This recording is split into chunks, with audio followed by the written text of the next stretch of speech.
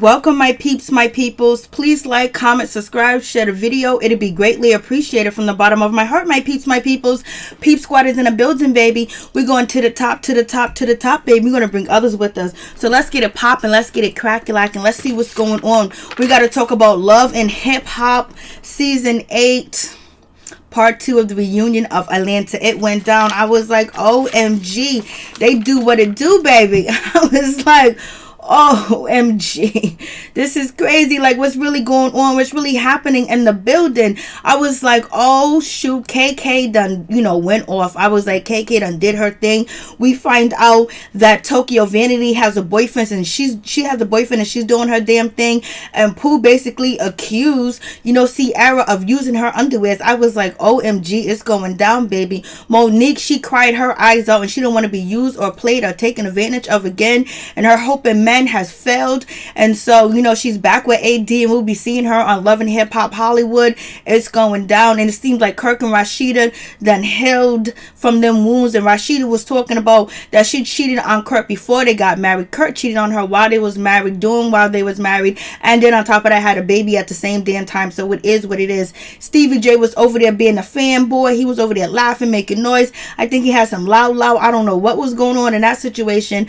And basically, Pooh got them hands put on her. She got them paws put on her from KK. KK reached over there and she grabbed her like it was nobody's business. I was like, OMG, it's going down.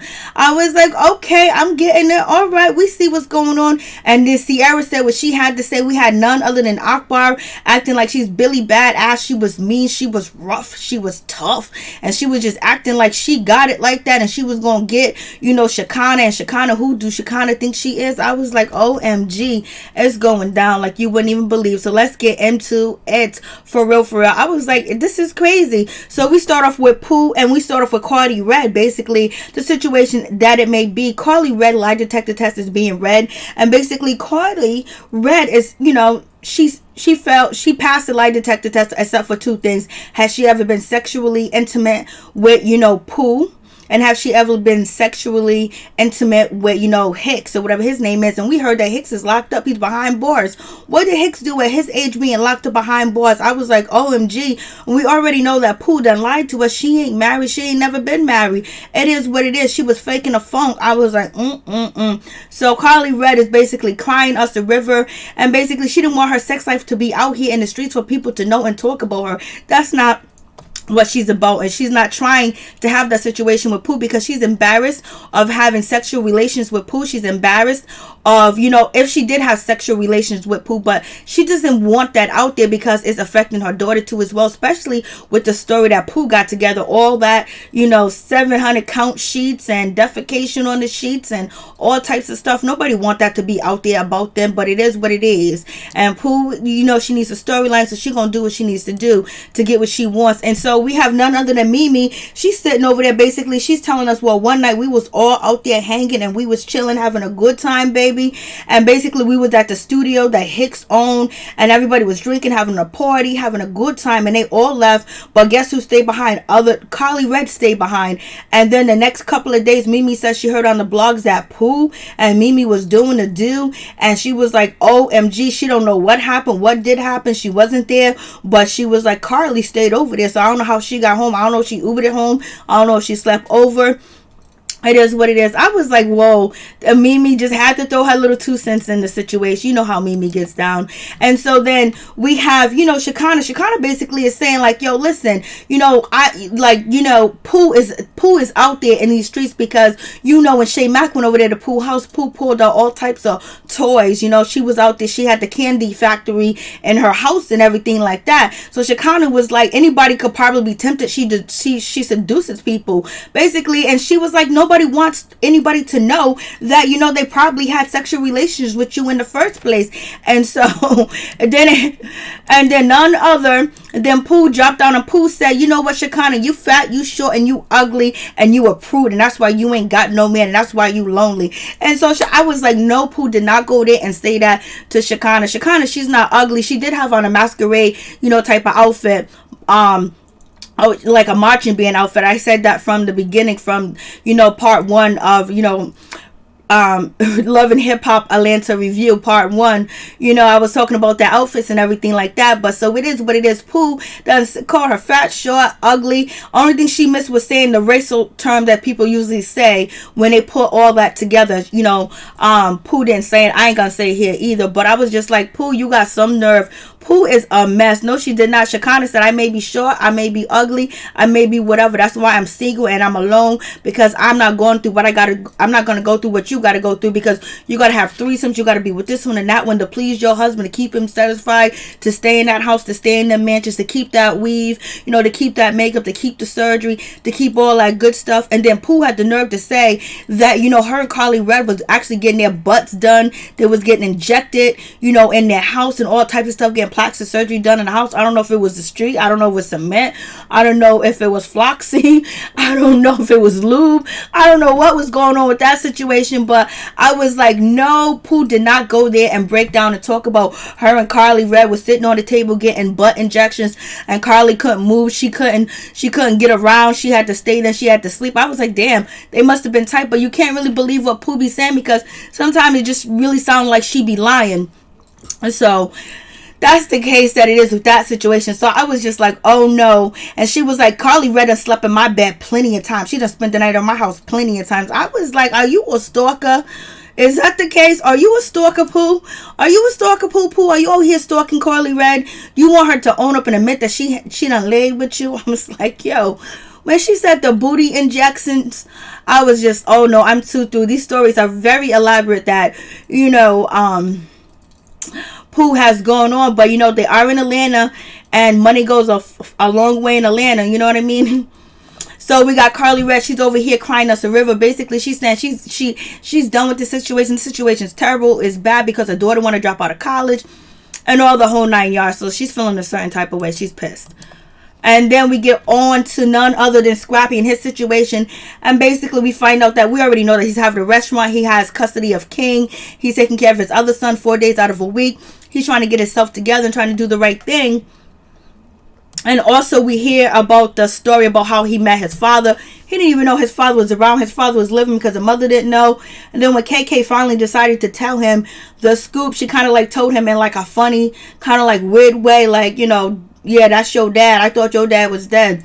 I was like, damn, that's really messed up, because what if his father wanted to be a part of his life?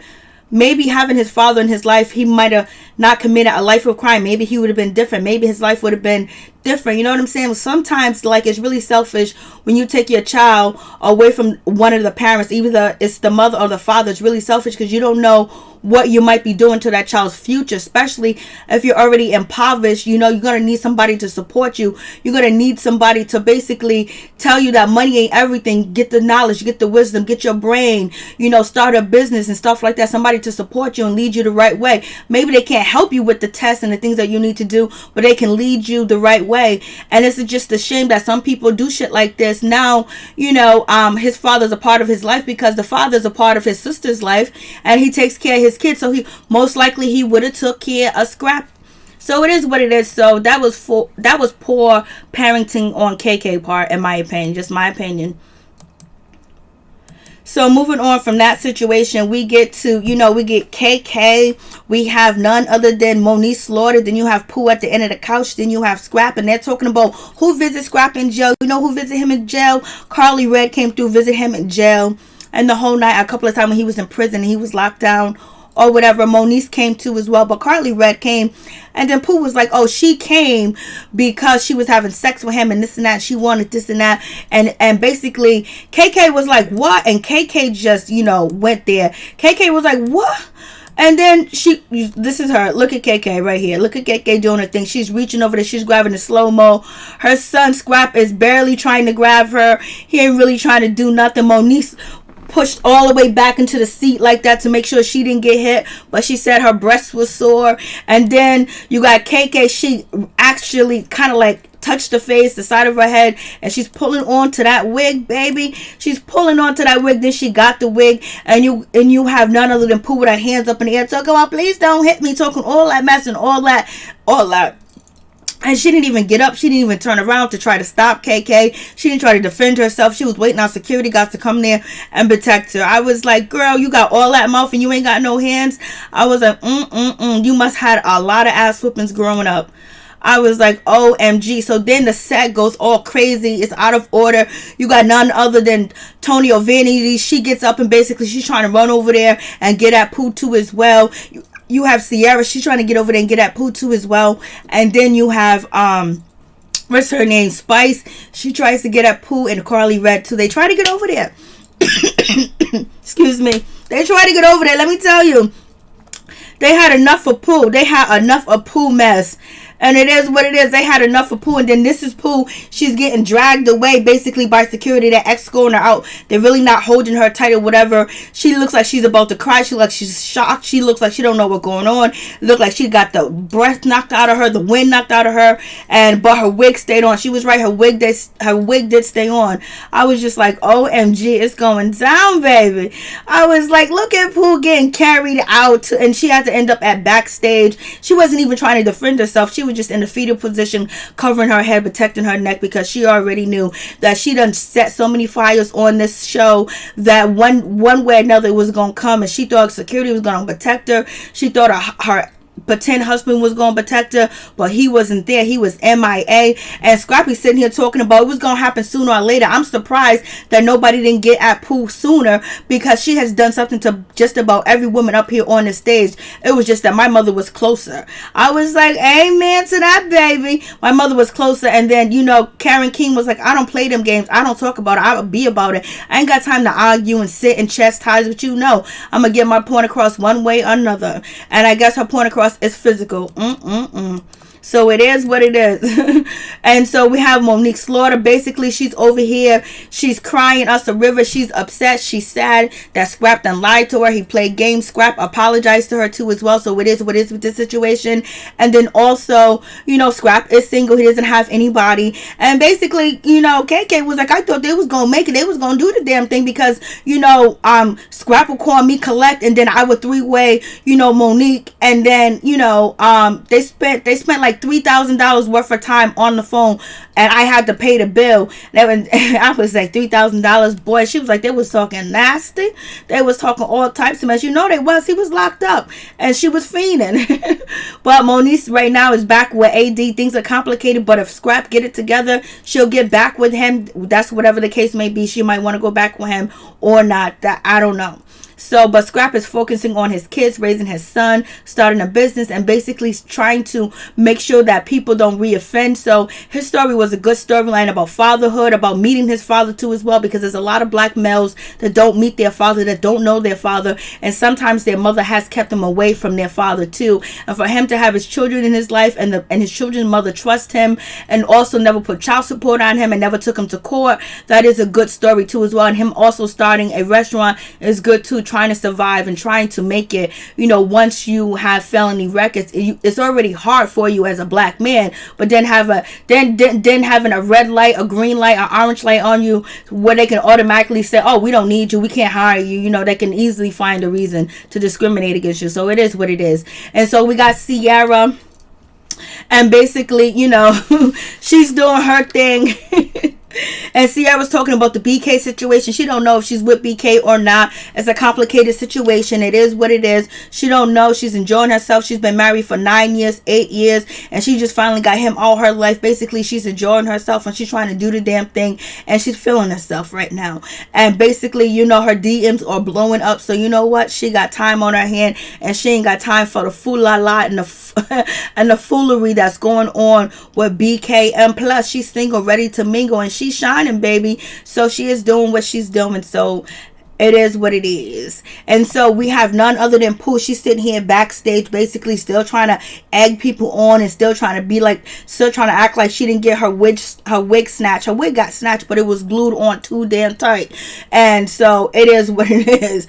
And she's just trying to act like everything's all good, everything's cool, blase in the third, but knowing that she could defend herself at all, and they wanted to get her. So now she got a bunch of enemies, like for no reason at all. Like she could have just let the situation fly with Cardi, Redd, and then basically focus on her storyline and let us know why her husband or her pretend husband in jail, and why she pretend like she does have a husband. What's going on with that situation? And you could have introduced us to your daughters more and made them likable characters so you can be on the show. But chasing around Karlie Redd with some diapers and some sheets is a no-go, ma'am. And then you got Sierra calling Pooh grandma.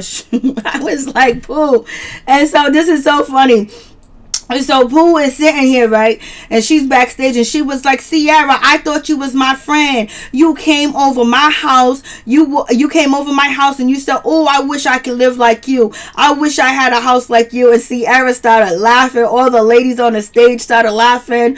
You know, Tokyo was laughing. Spice was laughing. Karlie Redd was laughing. They was laughing like, I couldn't believe Pooh. Pooh is quick with it. That's why you can't believe it. She's mad quick with it. She was like, so Sierra, when you came over my house, you said, oh, I like your house. I want to live like you.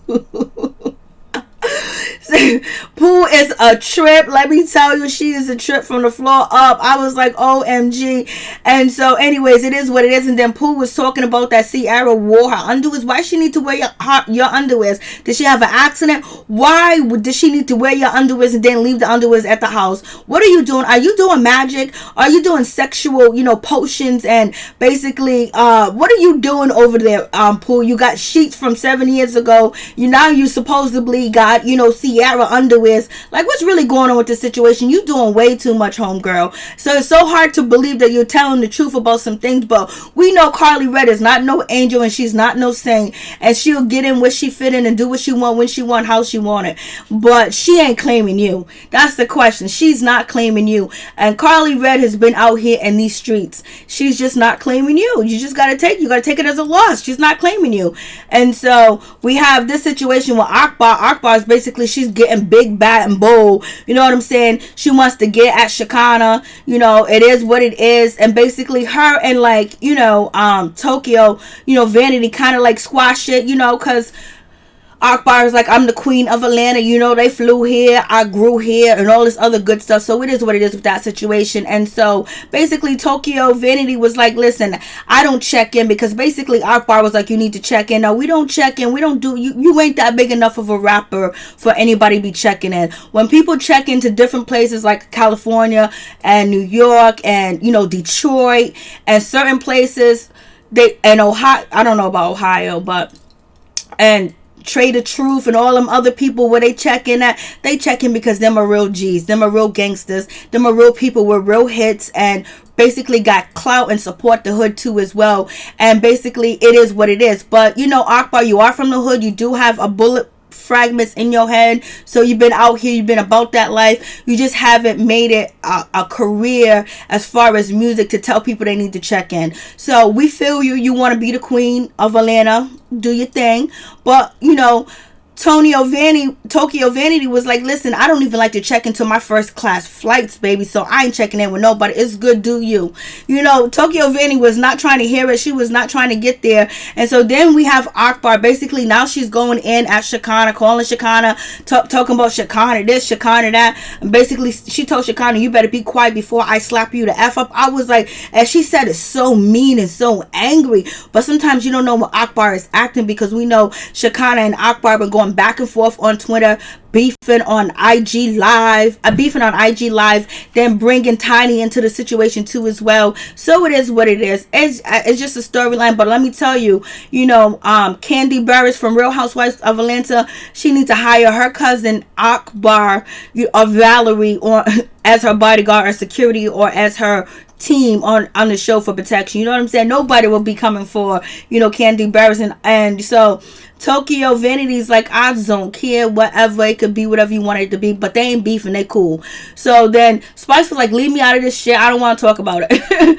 And so then we get back to Shakana. She's trying to say what she needs to say, and basically she was like, yo, this girl, you want to be like me, you want to look like me, everything I do you try to do it. This girl was pregnant, we was dating the same guy. The guy, he was a bum, he was living in my house. Yes, I was paying for the peen, I was paying for it all day, every day, but then I kicked him him to the curb. You picked him up. He got hurt or he got shot or something. He was in a hospital. Akbar came through. She was talking to me, telling me that she was pregnant by him, and she don't know if she should keep it or not. She kind of say, do whatever you want to do. I don't know if you should keep it because he ain't got no money. And basically, Akbar was like, he did have money. He did take care of me, but he ain't nowhere around because he ain't there with his kid now. So it is what it is. And this was years ago. So then, you know, Akbar was like, what? You trying to come at me like that? Akbar was like, yo, you be lying on me. You be hating. You be acting like it's all good between me and you. And like you want me to win or whatever. But then behind my back, you be talking crap. So it is what it is. And she makes this mean face and she's just upset and mad and she's gritty about the situation. And she wants to get at Shekinah. Shekinah was like, I don't fight. I dial 911, baby. And so here comes Pooh. Pooh throw these underwears out on the stage. And she says that's Ciara's underwears. And they smell bad and she can have them. Like, I don't know why she got your underwears on. And I don't know why you kept them. I don't know why you didn't throw them in the garbage. I didn't know why you tell her to take them underwears home with her. Wear them home with her. Whatever the case may be. Did she spill something on her clothes? Did she have an accident? She put her clothes in the washing machine in the dryer. And she put on underwear. She could have let the coochie dry out. So it is what it is with that situation. I was like, what's going on? So here is, you know, none other than Akbar. She's getting up. She's angry. She's trying to run at Shekinah. Shekinah's like, I don't fight, baby. I don't fight. And, you know, Akbar's doing the most, but I do like Akbar's outfit, at least that. So we have that situation, is what it is. And basically, what's her name? Ciara, she said some real shit. What she said was like, yo, Akbar, I don't even know why you acting like this. I don't know why you doing shit like this, because you know we're all poor, we all came from the hood, and we're making it, we're on this show. Like, we need to have some sisterly love. Like, for real. Like, why you beefing with people that is coming out to struggle just like you did and came from the same neighborhood that you did? And she was like, yo, we all Atlanta up here, what are you talking about? And basically Ciara's like, yo, we don't need to be a crab in a barrel, you know, that mentality where we got to go after each other. Let's just take it all together. Let's do this together. We don't gotta beef, you know what I'm saying, and threaten each other. So that's where, you know, Ciara's coming from with that situation. I feel her on that. We got, you none other than Rashida and Kurt Frost situation going on. So anyways, Rashida accepted the baby. The baby's in their life. They basically try to dog Jasmine out, saying Jasmine, you know, to basically have their son, you know, wearing the pull-ups and drinking and sucking on a pacifier, and they needed to change that immediately. And Rashida has accepted the baby, so it is what it is. I was just like, whatever. And so we find out Tokyo Toni, she got a boyfriend and she's happy, she's booed up, and she has beat depression. I hope that is the case too. I wish you would have talked more about the depression, because it would help a lot of people that are around her age, that follow her and listen to her music, that's on her IG. But she probably does talk about it on her IG or whatever. But she's booed up, baby. And this is you know, Tokyo Vanity boo. This is her boo right here. I don't know what you guys think about him. You know, he got that look, the straight up hair, the tights on, and all that other good stuff. So they up here chilling. You already know Tokyo Vanity got her new apartment, so it's pumping. So she's doing the damn thing. So basically that's it, my peeps, my peoples. There is no part 3, thank goodness. This is it for real. This is it for Love and Hip Hop Atlanta season 8. The reunion part 2 is done. So we're gonna get ready for Love and Hip Hop Hollywood. Is gonna be coming through, and it's gonna be fire, because there is too much shenanigans going on that's out here in these streets, and they are doing the most to make sure they garner our attention, so we can watch the show. It is what it is. Thank you, my peeps, my peoples. Thank you for coming through. Then please hit the like button, like, comment, subscribe, share the video. It'll be greatly appreciated from the bottom of my heart, my peeps, my peoples. Peep Squad is in a building, baby. We're going to the top, to the top, to the top, baby. We're going to bring others with us. Thank you for watching. I'm out. You guys tell me what you think about the situation on the show. I was like, Pooh is doing way too much. Peace. I'm out. One love.